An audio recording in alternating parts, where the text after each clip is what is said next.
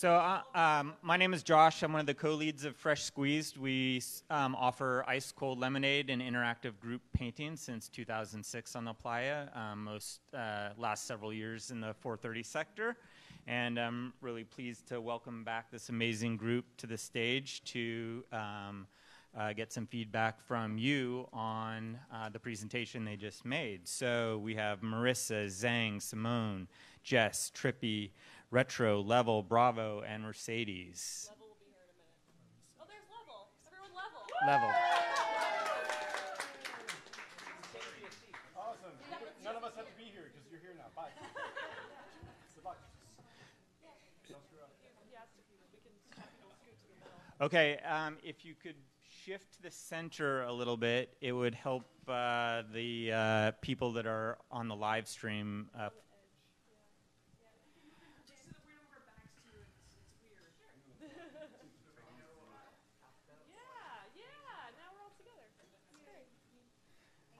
Okay, great.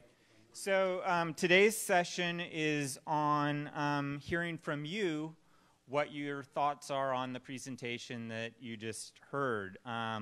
We really want to make sure that everyone is heard, so we're going to moderate very heavily and keep it focused. The focus is really on quantity and quality, and my role is to move us along pretty quickly. So when you come to the mic, it's important to get your comment out quickly and limit your preambles.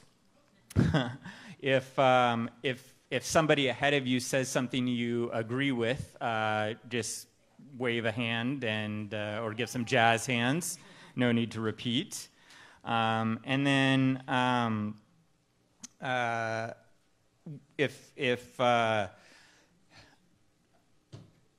if you really agree, do some big jazz hands in the air.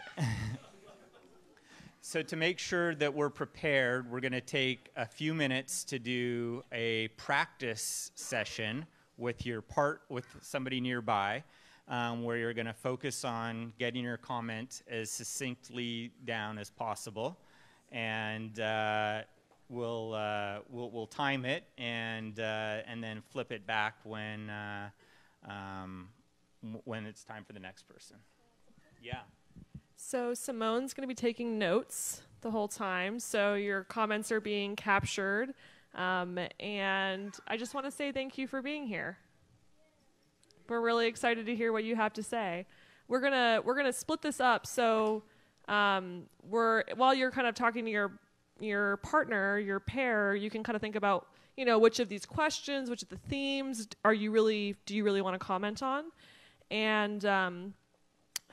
and when we actually get into the time, we're going to split it up in the same sections that you saw earlier. So we're going to spend a quarter of the time on the first question around needs and expectations of theme camps. So that's kind of 1 and 2 on here.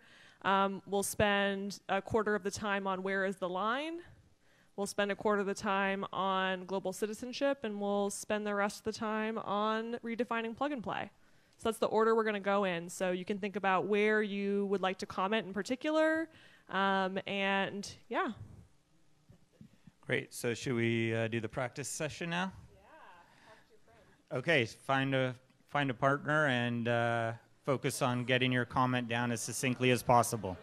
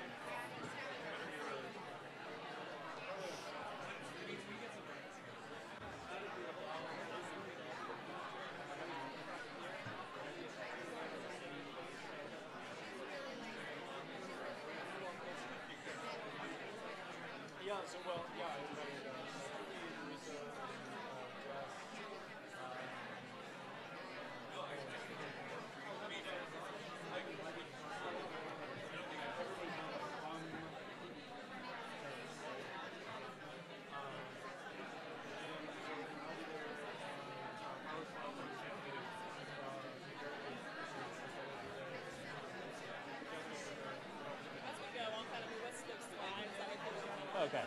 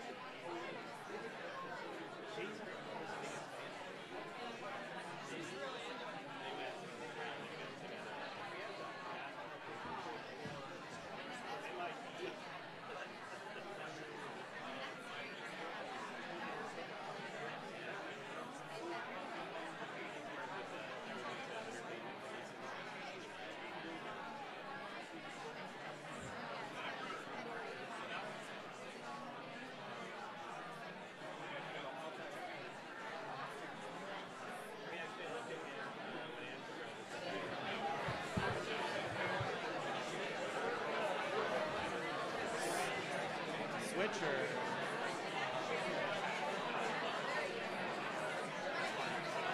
Switch if you haven't already.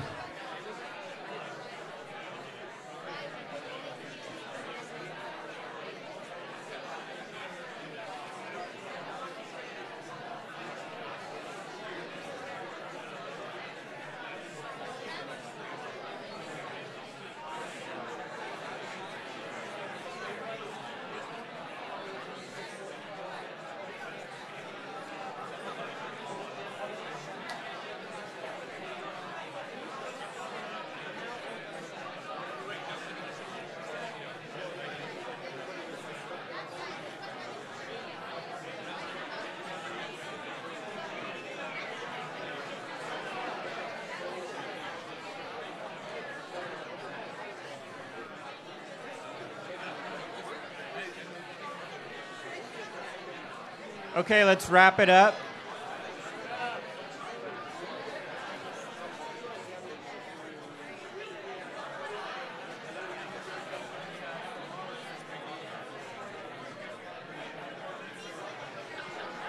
Okay, we're going to focus on the first area of feedback now.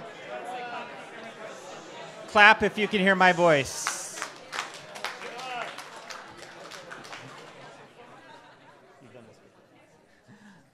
Okay, we're going to focus on the first section now, the needs and expectations of theme camps. And the questions in that area are, why does Burning Man project give camps resources, placement, space, tickets, early access?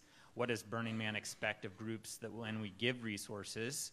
And what do camps expect and need from Burning Man project to fulfill this vision, including and beyond resources? How does Burning Man treat, support, and interact with camps? Will Burning Man support some camps more or differently from others? And if so, why? So there's a microphone right in the middle of the aisle, and if you have some comments and feedback in this area, please line up behind that mic.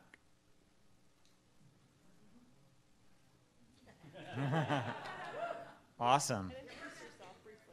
Please introduce yourself very briefly. I'm Jeremy. I'm a camp lead for Comfy Cozy Voodoo Lounge. And my comment is an idea that has been rattling around for a while as someone who started a camp recently, is in answering your question of what camps should they be supported more or less, I would like to see some sort of honoraria type, grant type program for people who want to start a new camp and they have an especially compelling vision or especially prepared deck to offer to the city, and that they could apply and say, hey, we're a first-year camp and we'd like to get placement because we have a compelling idea and we're prepared to bring it to the playa, almost like an art project. So I'd like to see that idea considered. Great, thank you. Great, just like an ice cream cone, I was told. My name is Rachel, and I'm with the Space Virgins. We are a 25-year legacy camp, and we're going to be celebrating our 25th anniversary on Playa. We've been through a lot of iterations and a lot of offerings and whatnot, and what we have found is about 50% of our burners come from international throes of the planet. We are technically a turnkey camp, and we honor that and embrace it. So I'm really excited to hear about how you're redefining plug and play and what that means, because we ask for radical participation from all of our attendees. But when they show up, their tent is there because it's been in storage. Their bike is there because it's been in storage. And I'd really like to see how you're going to develop the level of assumptions that come with the Burning Man culture and how people are entitled in their assumptions, because I think that that is toxic to our culture as well. The other piece of that is that I also have ADA accessibility on Playa, and I've had beer bottles, I've had people spit on me, I've had people throw flamethrowers at my car and be insulting because I physically cannot ride a bike on Playa, and it's assumed that I'm entitled because I'm driving my car. So I'm really interested in how you're going to address that accessibility as well as the turnkey and plug-and-play aspects of it. And I also really appreciate that you're taking the broad definition of plug and play and kind of distilling it down to what it really means for the culture and how the do's and don'ts. So thank you for that chart, and thank you for addressing those things. So thanks. Great comment. Hi, I'm Randy. So my comment is to the committee, and it's just basically if you're going to establish criteria, that it should be measurable and specific. So those are the two, that's my only comment.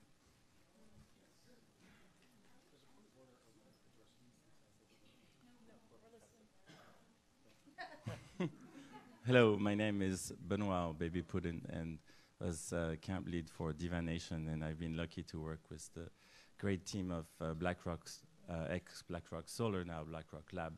And working with them, for me, it brought up something that I feel is missing in all the questions about how much camps can help each other and how Burning Man can help connect the camps to help each other. And the BlackRock Lab brings the idea of sharing power and to start reducing the number of generators that are on the playa. And we were so happy to see that there are other camps that are already solar powered, and then start connecting the camps. And so of course, BlackRock Lab would love to share a lot more about all the power that is available for free for art projects and camps who are interested in getting rid of generators so that you can hear everything in the silence. Nice comment. Hi, my name is Prince. I'm co-camp lead. We don't have one lead except for the placement form, but we have a lot of leaders. With Yummy Rumination, and we've been on Playa for 14 years. One thing that I think would be helpful is when it comes to educating or helping explain what is a good camp and what is like for those who have plug and play camps, like a lot of wealthy people, they're already paranoid. They live very isolated lives in their default world. And so when they come to Burning Man, we have to show them what life could be, what it can be. A lot of times, you know, if they're coming with this idea that, oh, I want to go to Burning Man, and then someone says, I can come. And then they're just like, well, yeah, just pay this. And then they come, and then they show up because that's what they're used to. So there's an education at the beginning of how it's presented to them that is our responsibility, or whoever is leading that camp's responsibility to show them. Because a lot of times they don't want to get there and be like, oh, my God, I can't say that word. Well, yes, I can. They fucked up. Like, oh, man, I've totally just, like, ruined everything, and I'm not participating the way I should be. So they're just like, why didn't you tell me? Like, I was supposed to decorate. Or I could have decorated my bike and had that bike. Giving them the space to know that they can explore in their creative process, which they don't normally have in their everyday life. I'm speaking from being an executive assistant to wealthy people my whole life. So this is what I do. So that's one thing. So maybe some instructional videos of just like You walk into a camp, this is what it's supposed to feel like. Yay, welcome. And then an instructional video where like where everyone's like looking at you all mean and everything, like mean mugging you. Just like, what are you doing in our camp? You know, absolutely. I was just like, hi, Sion, where are you? Because that's like what we need. Anyway, so that was just a thought that I had. That's it. Yeah. Nice comment. Hi, I'm Order from Sketchy Camp, burning since 2018.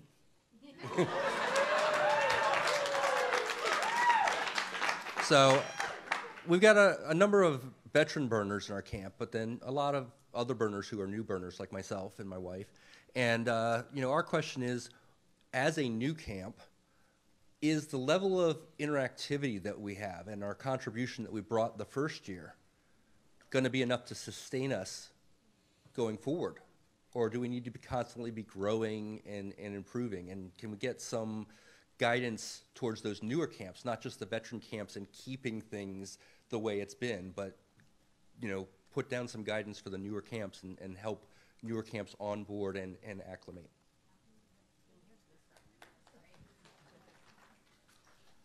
My name's Dwayne. I help run BlackRock Center for Unlearning. My question, basically, I just want to say I agree with pretty much everything that you guys are doing. But what I would like to see is a lot of transparency.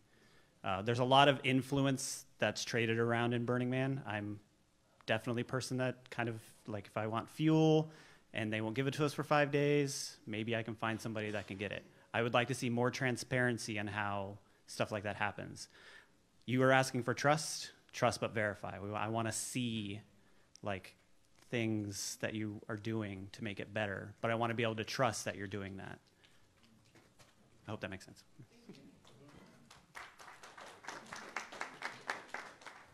Hi, I'm Gadget from Piano Bar.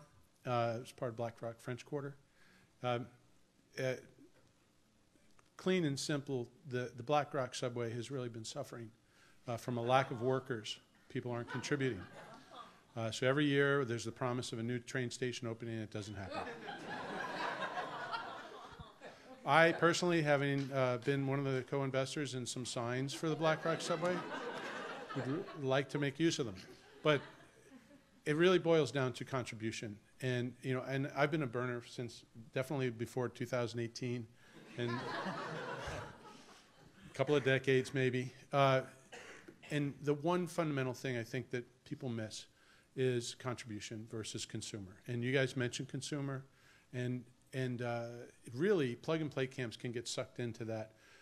That you can have consumers that will abuse everything about Burning Man, living in yurts with bicycles, and it's exactly the same problem. So I think it's really about how to make every person understand that it is indeed a contribution you're making, as was alluded to very well this morning by Zhang. Hanging with you, dude. So that's the main thing I just wanted to convey, is that version of consumerism is something that is a problem. Like, if everybody's ever heard of Glastonbury Festival, that was the big shocker for me when I saw what that was about, where people just bring all their crap and leave it behind. And that's their expectation. And so how to disavow people of that expectation before they get to Burning Man in some organized way would be very helpful and probably solve a lot of these issues. Thanks.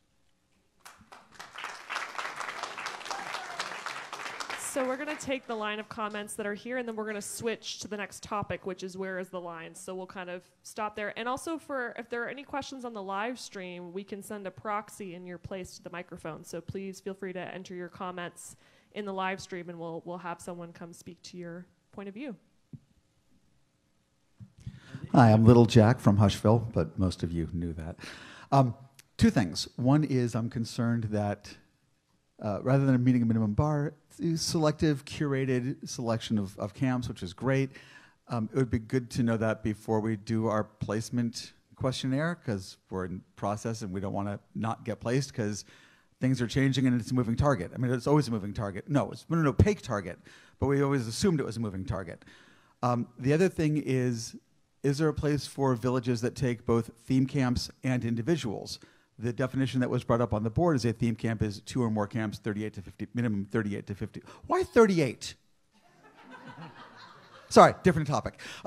Minimum 38 to 50 people, but several villages, Anonymous, us, AEZ, there's a bunch of us who take both individuals and theme camps, and I'd like to see that taken into account.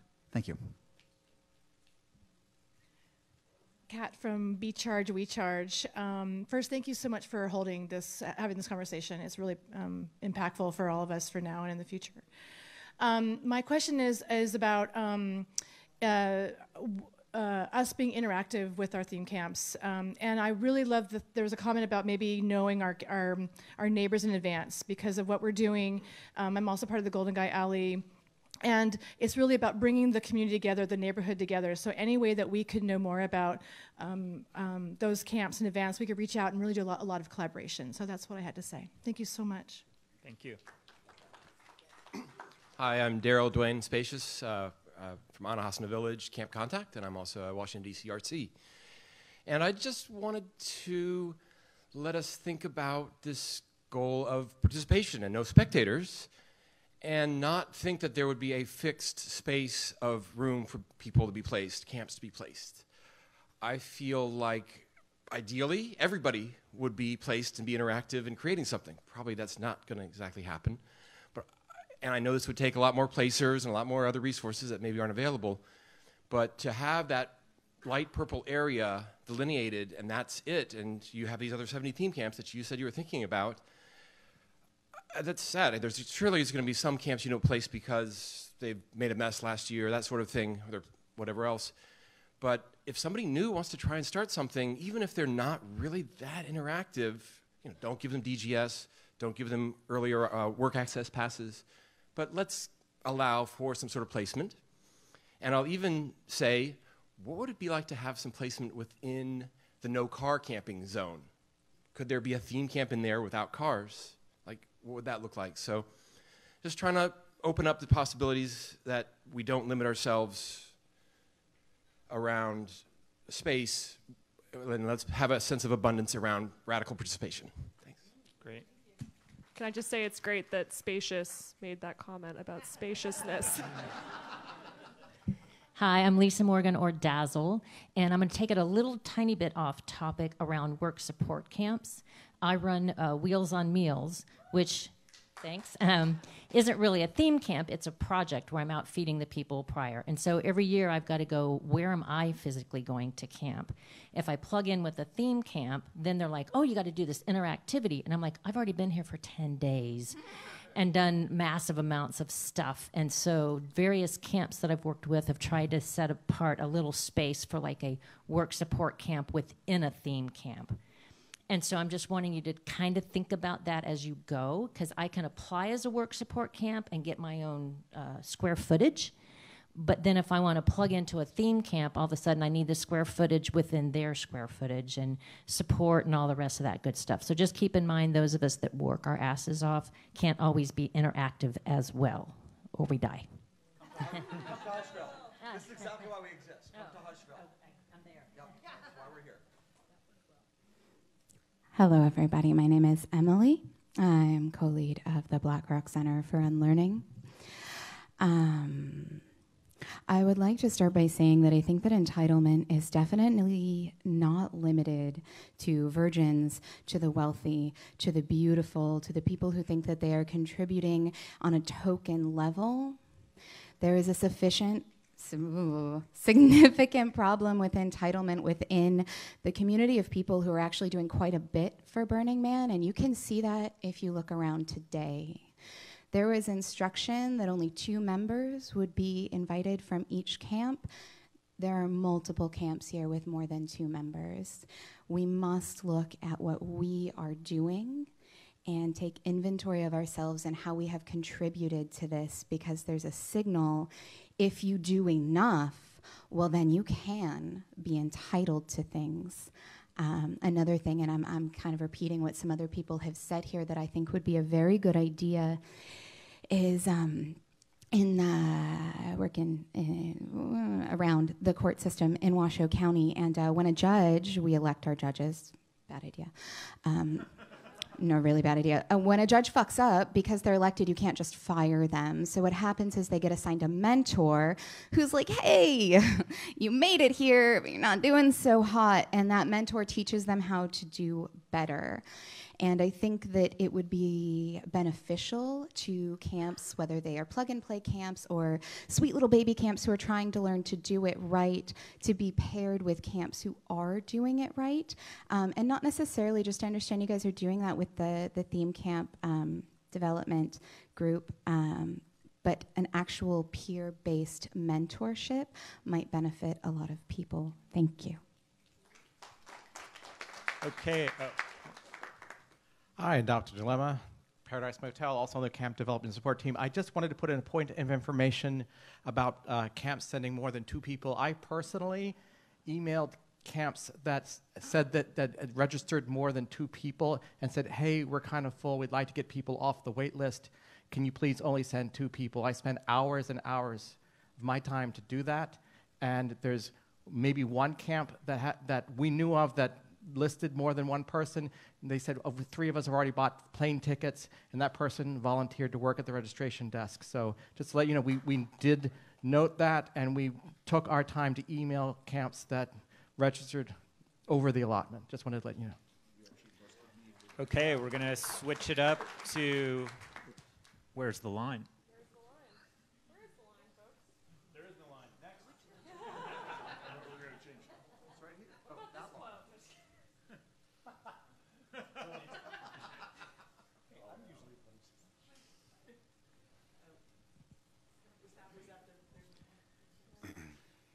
Okay, so if you have some comments on where's the line, please get in line and let's hear them. Hi, I don't have much of a voice because San Francisco knows how to party.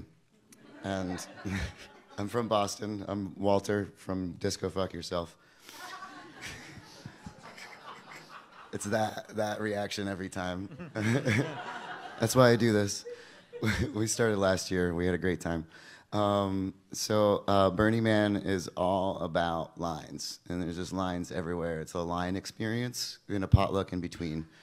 That's how I feel about that. And I don't really like drawing hard lines personally. And one thing I really like about Burning Man is all of the experiences that I get to go outside of the lines.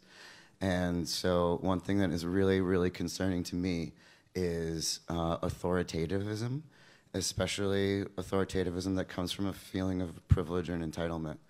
And I just want to make sure that, like, whatever lines we're drawing are blurry lines, because there's just a lot of room for error and failure. And I think a lot of people need extra chances in life, and especially making this Burning Man culture what we really want it to be.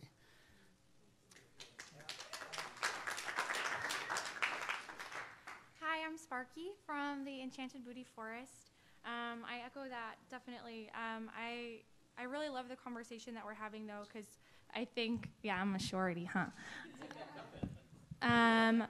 I appreciate trying to redefine plug and play into something more about consumer camps. I think that's one end of the spectrum, but I also believe it's perhaps more useful to focus on the other side, the contribution side, because there is opposition between contribution and consumerism, but not in a direct way. As we've talked about in many ways, there are plenty of people who do have maybe a higher degree of comfort or consumer, but also contribute a lot.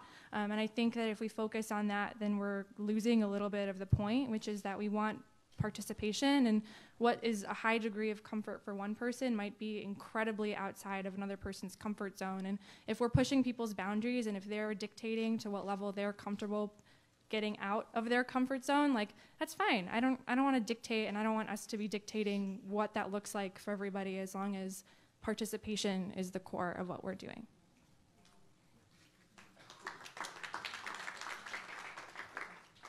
Hi, my name is Boy Scout, and I'm the chief water boy at the AquaZone Love Water Bar. Talk about resources and participation. And last year, I had 2/3 of my alumni campers splinter off into two art support camps. They're the Sonic Runway and the Kylopod. And trying to get us to all place together so that we can use the 3,000 watt solar array to run everyone's CPAP machines and stuff like that. It was a shared resource thing, but that was really challenging for placement. So having mutant vehicle camps, having art support camps, having work support camps, all these things, they have different values or that they're judged against, but we're all same people. So, and we all, we're all friends, and we all knew how to camp with each other, and so that it was a real challenge at that point. So, I just wanted to say that we need to, figure out how to make it work. Anyone on the remote live stream, if you have a question, send it in, and we can have someone read it for you. Hi, I'm Crash. I'm from Legends of the Hidden Playa. I don't have any idea where the line is, and I do not envy you guys for having to figure out where that is. But I do want to mention that wherever we decide, either on your own or collectively as a group, what that line is going to be, there needs to be consequences on the other side of it. Zhang made a couple comments earlier saying like, oh yeah, we all want consequences unless it means my camp's the one that's not placed. And I will be the first to say, if me not getting placed means we raise the bar of what all theme camps are doing, cool, cut me. It's like, if that's really what needs done, awesome. If someone's gonna come and inspect my interactivity, I'm fine with that. Because that means that everyone's being inspected and we can raise the bar of what our community and what our culture is doing as a whole. Yes, second chances, maybe even third chances are wonderful, but there has to be a line of how many chances, and there has to be consequences when you're not doing the things that you're promising that you're going to do. Thanks.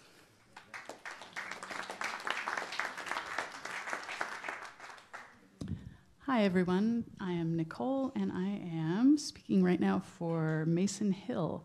He asks, how do we quantify our passive running interactivity to placement alongside our regular scheduled interactivity? And let's see.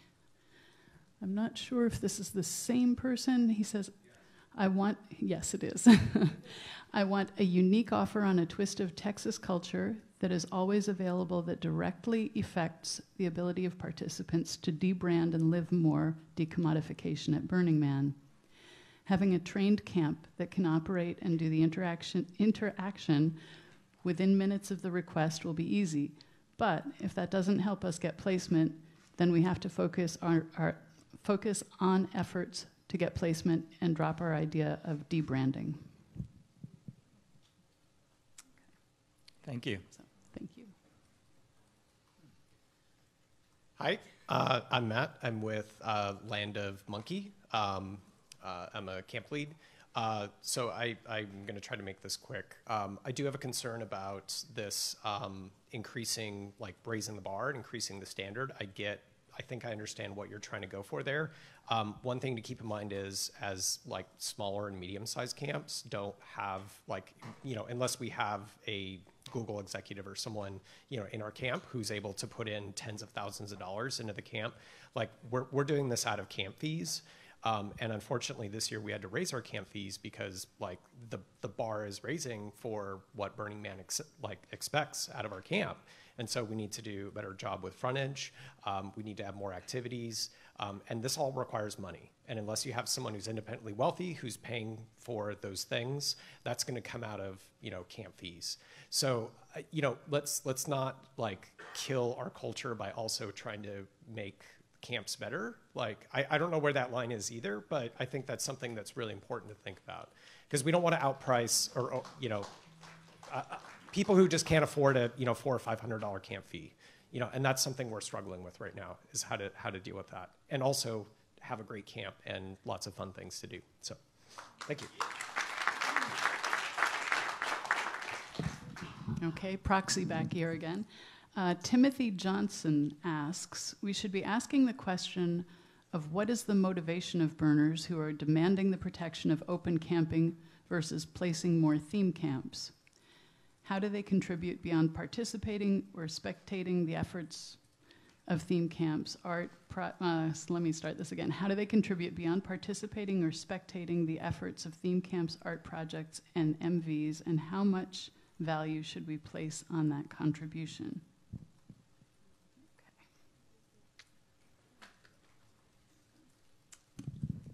Hi, I'm Applesauce from A Shack of Sit. I'm going to take the microphone down.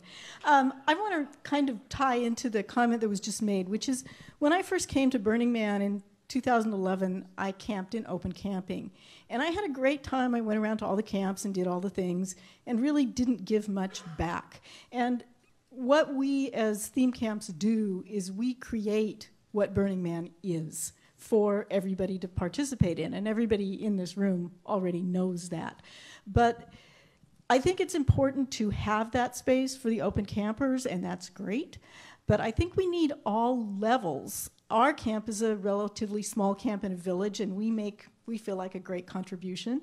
But I know some of the big camps, the sound camps, where I go party, and I love those places, and they need placement, and they need funds to do that. And I don't want to draw the line so that anyone is locked out, either the open camper who comes in and just is, wow, this is Burning Man, it's amazing, I've never been to anything like this, or the person who says, you know, I'm going to create a space so one of our world leaders can come in and get a piece of our culture.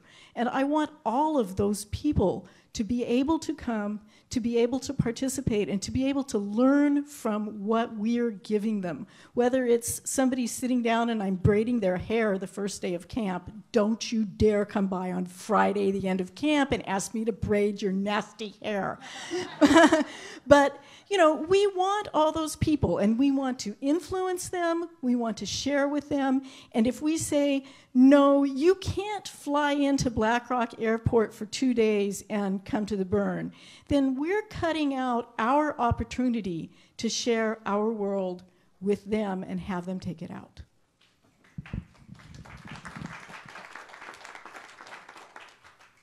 Jeremy again from Comfy Cozy. I'm a new burner, and in the Sacramento region, I've gotten to know a lot of burners that have been burning 15, 20, and 25 years. And when I listen to some of their passionate nostalgia, one of the things that I hear often is an appreciation for the small, for the serendipitous, for the one-on-one gift that they experienced on Playa 15 or 20 years ago. And as we're having this conversation about where's the line, a lot of it is placed camps versus non-placed camps. And I just hope that for our community that we don't lose sight of all the interactivity that happens that's not on a curbside, you know, camp frontage.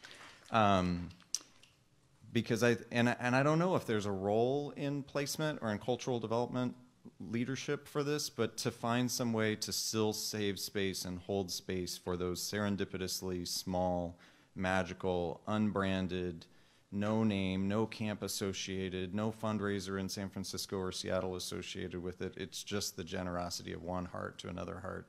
And I think there's something really beautiful there, and I hope that we don't lose it in our DNA and our story. Thanks. 1 second. So after these two folks, we're going to transition into the global citizenship topic. Kat again. I'd like to second what he just said. My thoughts are similar. At first, my thought was, what if there was no open camping? What if every single person that showed up was a participant? And yet, to second him, so yes, there is open camping, and what if those open campers had a way of getting together to do their own small things where they felt like they were also interacting together or separate, but that open camping doesn't mean that you're just camping and then going in and not really providing some kind of activity. So there's always that balance, but I really love where this is all going. Thanks. Hi, I'm Billy from Camp Safari, and kind of along the same lines, I just wanted to express my support for kind of shifting the balance back to open camping a little bit, just because as a theme camp organizer, I get a lot of emails from people requesting to camp with us, just strangers, and it's my impression that there's an expectation out that you need to camp with a theme camp in order to enjoy Burning Man, and I think the word needs to shift, because I don't think that's a requirement for attending the event. I know it comes with the downside of restricting more camps that can't do theme camps, but I think it's important to bring people in who aren't part of a theme camp and let them be able to camp and experience Burning Man. So, thank you. So now we're going to talk about the more open-ended. I think Jess said it very well, that this is the one that's very split around here. I'm going to slowly tap. Oh yeah, tap, tap, tap. Let's put that question up. So this was the question on the survey, and this was kind of our question to you. So come on up and tell us what you think on should placement, especially, should there be a connection between what's going on with global citizenship in Black Rock City with camps, or should that be disconnected, or should it be like someone said, extra credit? Do we place based on that? Do we not? How does that look to you? I'm just going to start. Again, Space Virgins, Rachel. About half of our camp every year is international campers. So I was curious, and this is a question I'd like to pose for you. Where does that fit in to your vision? I think to me it's already implicit in it. It doesn't matter where you're coming from. People come from all over the world to be part of theme camps. Right. The question, I think back to the slide before with the pictures of, so let's say your camp is doing a BWB project. Sure. And you're doing that in your local area, you're working on disaster relief. And I'm looking at this, it's never like this, it's never apples to apples, but let's say, I'm looking at your camp and I'm looking at another camp in terms of placement in Black Rock City. And what you're doing is in your hometown, it's not in Black Rock City. Should we, as placement, say, hey, your camp did this really awesome thing in the world that furthered the mission of Burning Man project or furthered the Burning Man culture, however you want to frame it. Sure. Should we give you preferential placement? That's kind of the question at the heart of it, right? I see what you're saying, but we host burners from around the world that are also running regionals in their area. So, we joke that we host the people at the Nevada regional burn for them, which is funny. But does that, we're looking at that, and then in this big scheme of things, we do provide more resources so they can just get on a plane and fly into Black Rock City and experience. They do fundraisers for us internationally, but we're also from the outside. And again, I think my biggest concern with this entire talk is addressing assumptions, because I can say with my Burning Man history, I started out as a land grab. And guess what? I did outbound participation my first year. I went out and created magical experiences for people. So assuming people that are doing land grabs aren't doing anything is an assumption, and it's negative and it's toxic. So where are you going to enculturate people into this assumption? Because this entire discussion is based on assumption about looking over your neighbor's fence and what somebody else doing. So yeah, that's my big concern. Hi, I'm Jeff. I'm one of the leaders at Ideate. And we have a composting program at Ideate, and we're getting bigger and bigger every year. And one of the things I'm wondering is, how is the org incentivizing other camps to initiate programs like this? Just because Burning Man is such a place where we can start to pioneer things that can be reintegrated back into the default world. So I'd love to see some kind of a program launch where there's either conscious or just organic intention to create things like this that are better for the planet and the environment.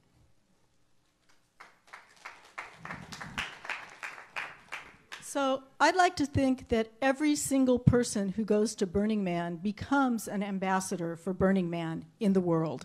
And when we create our city, you don't know what I'm doing out in the world. I can put on my application, hey, I give talks all over for you or whatever. But the point is that all of us are ambassadors. And when we come to the city, we're coming to build our city. When I saw this question on the questionnaire, it was the hardest question on the questionnaire. Because I can understand that. Man, Burners Without Borders, somebody's going to do some wonderful project out in the world. But when we come home, we're all coming home to our home. And I think as we get placed, we need to get placed by what are you bringing home with you. And by doing that, I think we are all, again, acknowledging the fact that each and every one of us is an ambassador for Burning Man when we go home. So, I'm going to say I think you need to evaluate our placement on what we're bringing to Black Rock City now.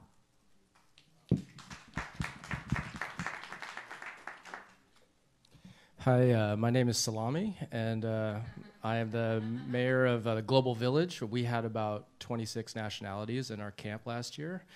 And I want to speak about global citizens. I'd like to see more activated global burner citizens around the world. And I think it's interesting to note that in the census, that 21% of Black Rock City is coming from out of the country. And what I've found is, as a burner who likes to gift resources to those that are coming from out of the country, knowing how difficult that can be, I think that some issues I see is that burners from internationally, when they go back home, they go to the regionals, they don't necessarily design the most best theme camp, or they're lacking in education on infrastructure or in interactivity. So I think that, educational videos could be really useful. That could be given to the RCs, that could be then given to the communities through events to teach people how to do interactive theme camps that then push the social boundaries of that particular country. And then also, I think that a mentorship program that was mentioned earlier would be really good for that. Establish theme camps that are American-based, that can help support an international-based camp as well, could really be helpful and useful to that camp succeeding. And even things like, what is Home Depot? What is Conduit? Like, what are these simple things that I could find on ePlaya, but I mean, maybe a new burner would not even know what ePlaya is today, So I think it's maybe there's something there that placement could work with the regional network to help just educate all these new burners coming to our city. So, thanks. So we're going to cut the line off here because we're going to spend the rest of the time after this line on redefining plug and play. I'm usually quick. Hi, my name is Jill from Orphan Endorphin and also a Theme Camp Organizers page on Facebook. I want to caution placement to not take on more than you can chew, because there's a lot of things that you're putting forward. There's a lot of change that you want to make, and as a change manager, I know that there's a lot you're trying to accomplish. I don't know how much capacity or bandwidth you have for this much management. Hi, I'm Brian Baker at Camp Religious as Fuck, and I think I love the global outreach, but I think there's a little risk of sort of getting into the commodification realm when we're looking at what camps might be improving our branding out in the world as Burning Man. And also to echo the previous speaker, that because there was not a clear direction in the survey, and this might be an arena where we can say there's not a clear direction from the community, and we've got so many other things where we have clear direction. So this one we can put aside and pick up later.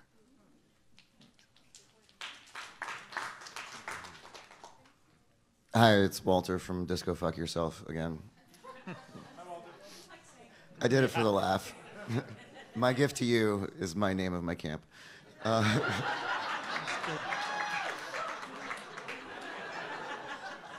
I was drunk at a Dead show when I came up with it. What role should placement play or not play is the thing I wanted to talk about. And I think that, first of all, I love the idea of Burning Man, global citizens. I think this is an amazing culture to spread, and I'm really 100% behind that. I think when it comes down to Burning Man and placement of theme camps, to me, it's always been about your interactivity and the neighborhood that you're making up.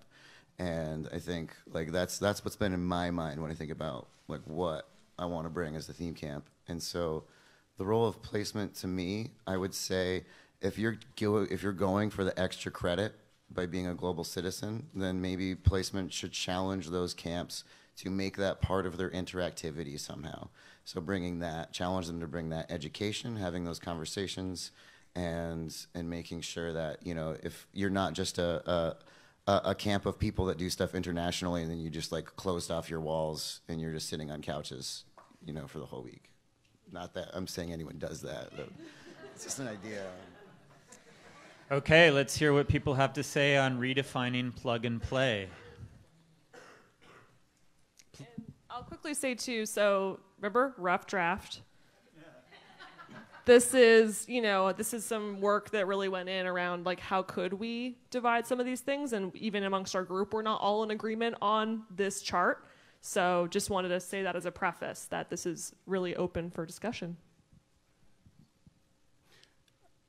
At lunch, we discussed plug and play, and we felt like what plug and play is for sure wasn't defined. And when I think of plug and play, what it is for sure is when you're buying a package and you're showing up and you see 10,000 RVs parked in one area, is exaggeration, and the bike's on it already, the lights are on it already, the groceries are in it already, and you're flying in and you're going and you're picking up your RV and you're pulling into your camp. Maybe it's even driven into your camp. So I'm just like, that for sure is a plug and play. That's, in my mind, that's for sure not what we want. So I just felt like that was important to make sure that we really define, and I guess that's the never okay too, but still, just thought I'd say that.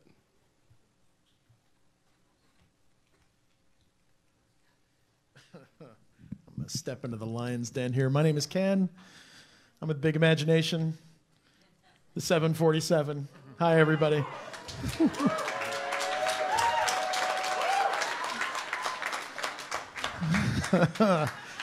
Yeah.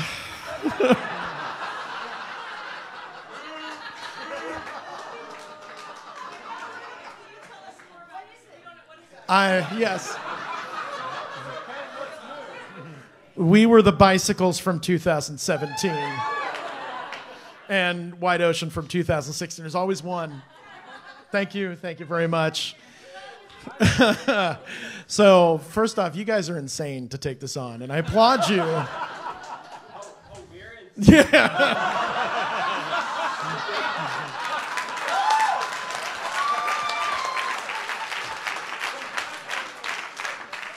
Takes one to know one, I'm just saying. So,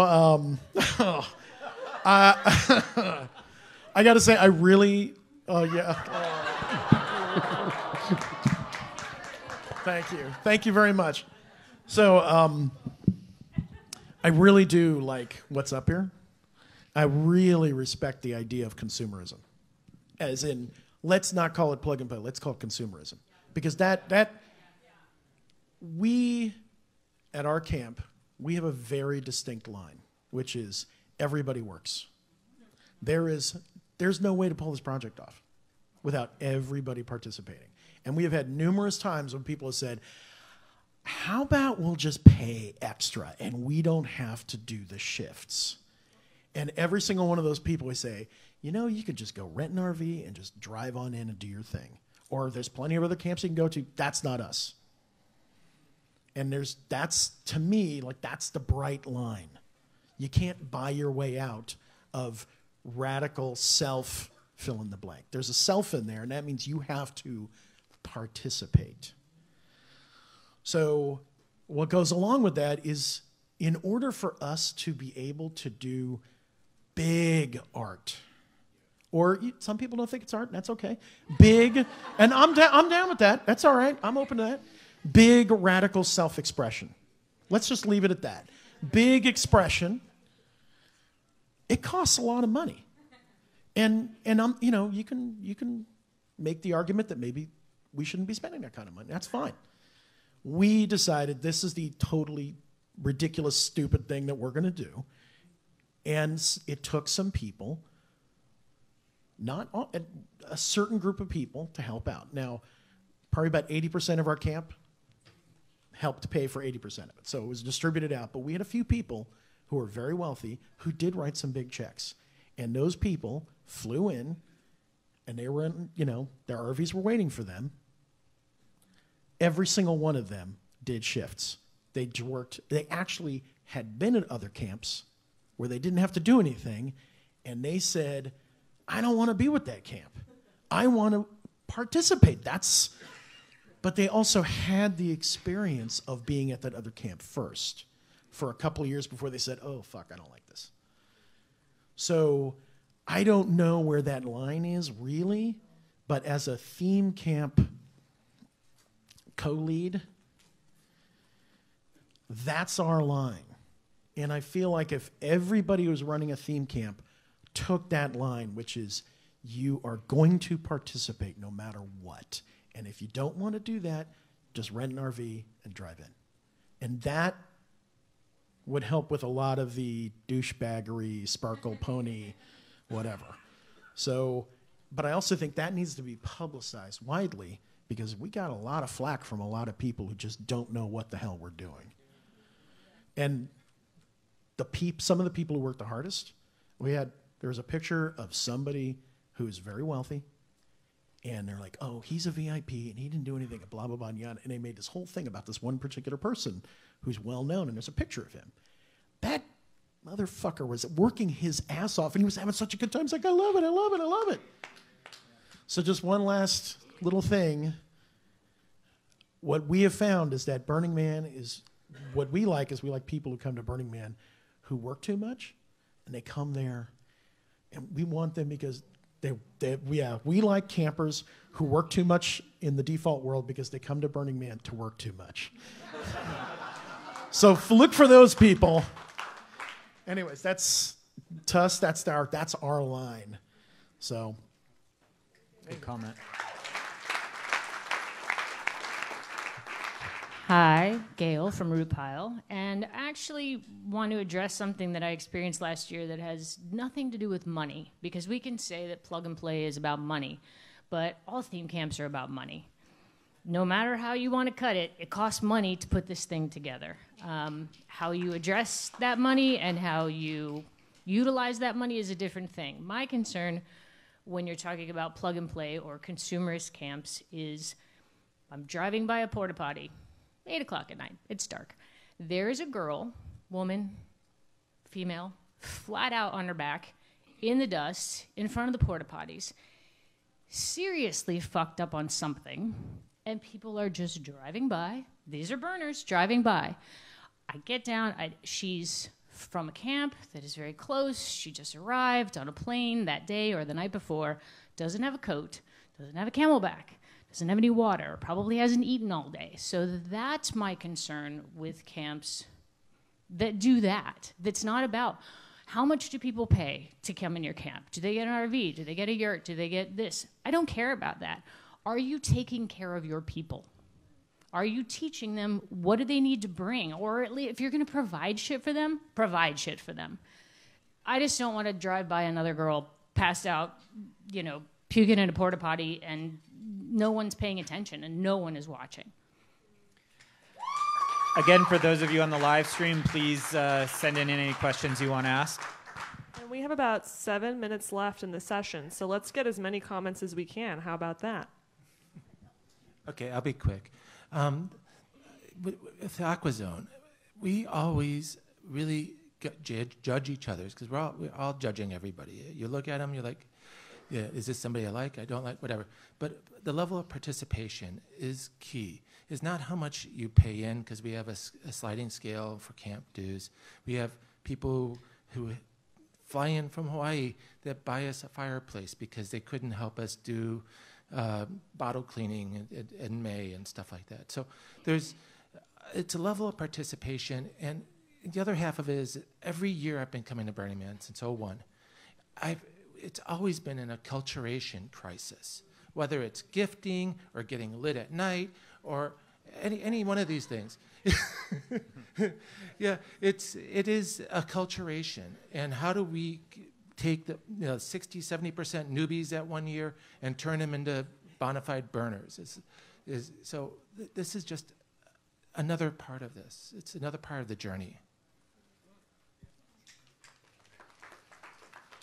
It's a lot of what I wanted to say as well. I'm a solutions person, so I hear us talking about this. I want to echo how important I think that mentor program would be. I think the neighborhood program would be amazing too, but a third thing that I think ties into that could be another program to consider. We were discussing earlier the benefits or perils of paying people to do like construction work and building, but we have so many people within our Burning Man community who have those skills and would want to contribute those. So to create a program or platform or maybe reorganize and like redesign some of the like forums that already exist for that to make them more approachable, to connect people who need skills to those who are offering them, so people can volunteer and we don't have to be outsourcing so much of it to paid third parties.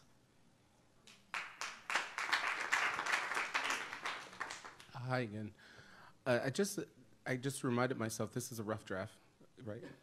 And I had a learning moment that I just wanted to share. I don't think what I described as being a plug and play is necessarily a plug and play, and I don't envy you for your job. Just wanted to share that because there's exceptions to every thought. Yeah. And so there are some people who might, I'm like, what's the difference just because it's parked over here? But maybe someone in our camp has had they fly in from Paris and then someone drives their RV in and it already has their groceries there and their bike is there. And I would hope they put the lights on their bike. I mean, there's just no excuse for that. There's just no excuse for that. Paris Hilton puts her lights on her bike. Seriously, she does. Seriously, she does. So I just want to share that. And thank you, guys. Okay, 3 minutes left. Dazzle again, and now I'm going to talk about my other project and bring up another subject. And my other project is Stair Ramps to Heaven, to help the mobility challenged get on and off art cars. And as we're talking about the line in the sand of everybody has to participate, I think we as a community need to realize that there's a lot of mobility challenged people that come and or get mobility challenged once they arrive for various reasons. So as we talk about plug and play, some of those folks show up and they really sort of need plug and play. So let's just keep in mind the mobility challenged as we talk about all these different kinds of things. Thank you. I'm Supernova from Pink Heart Camp, and I will keep it quick. I think my concern is that there is as little judgment as possible, although I am a big fan of consequences when well-deserved, and that intention, I think, is a very important thing to take into account when we are thinking about, is this obnoxious or really toxic? So that is a very mushy criteria. But I think looking at what people's intentions are and then being able to believe that people can redeem themselves if they didn't quite get it right.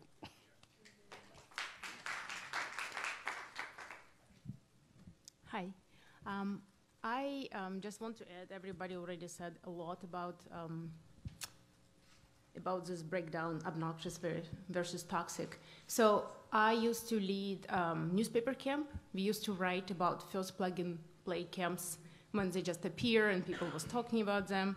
And then last year I was with Kinzadza camp and we was placed next to big plug-and-play camp. Well, you might define all of the definition as obnoxious behavior, but for our camp it's ended up to be toxic neighbors. We didn't feel like we want to come back to Playa. We didn't know how to, it took us a while to regroup afterwards. So think about that. Obnoxious for some can be toxic for neighbors.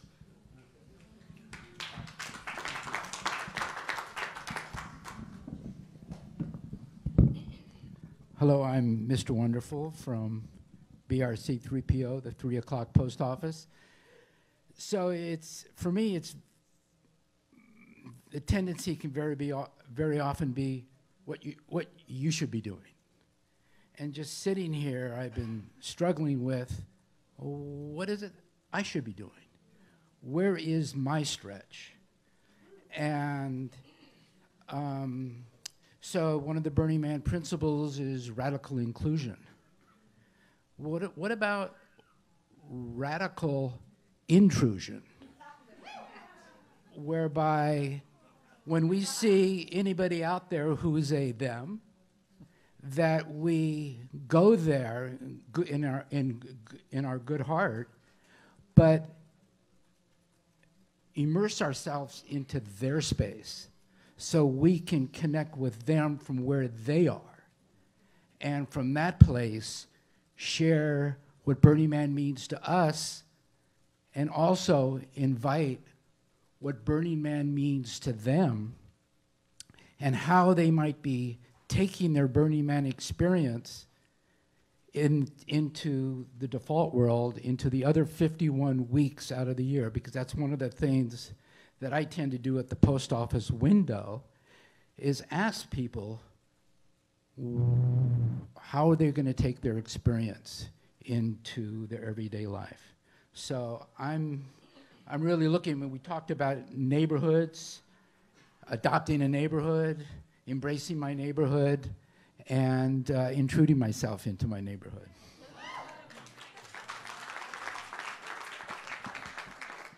Hey, I'm Lindsay from Salty Jacks, and like I'm sure many of you, I arrived with a DGS ticket last year, and I have for many years. I've been running a theme camp for a while now, and my experience entering early to Black Rock City, I encountered plug-and-play camps.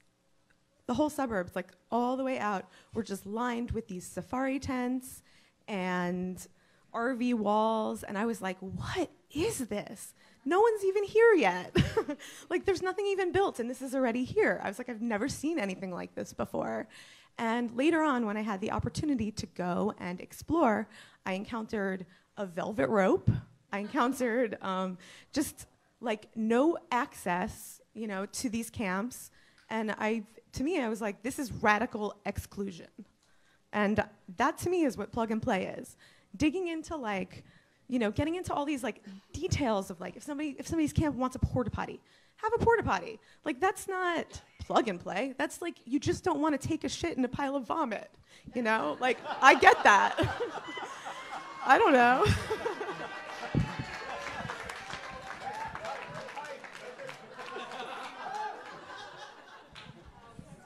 Okay, we're going to cut it off.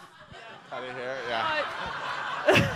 This is the perfect time to cut it off. Yeah. You go ahead, Boy Scout. We're going to have to cut it off there. Sorry. I thought it was on purpose again. No. So, Headmaster Janice from Playa School. Please feel free to say your comments to me in person. So many have had so much to say on social media. I'm sure that it's blowing up right now with douchebag and faggot and all the wonderful things I've been called on social media. So I want to give everybody here a chance to know, hi, I'm John, Headmaster Janice from Playa School. If you have anything to say, you can feel free to walk up to me and say it to me in person. I'm happy to address any of your issues.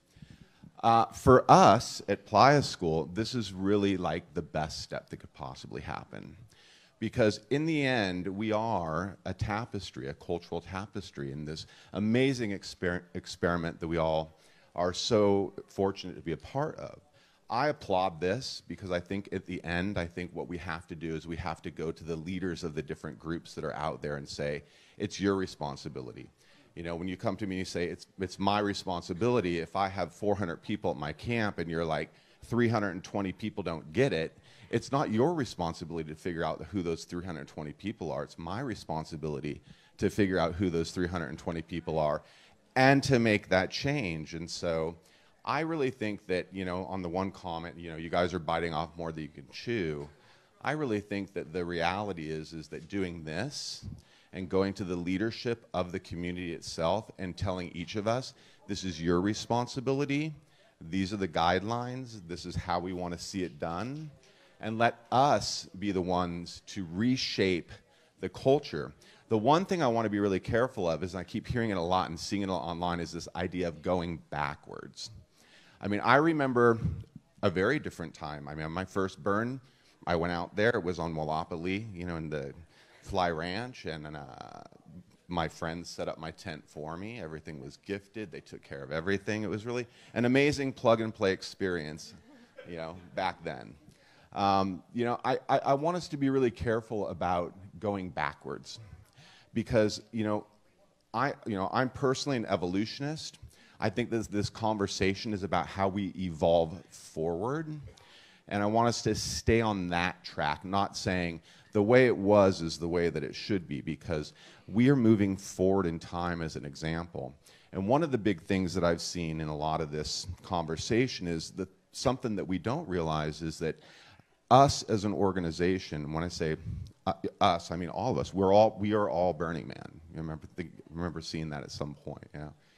We have to also be aware that we're being watched by groups outside of Burning Man and how we are manufacturing this change within our own culture.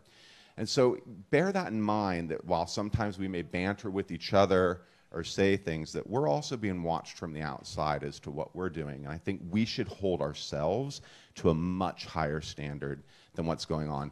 We've personally not been a part of any social media conversation, because every time we go on social media, we get attacked personally. And there's all sorts of nastiness and trolling, and we've been working with moderators and with Burning Man and everybody and trying to keep it on track.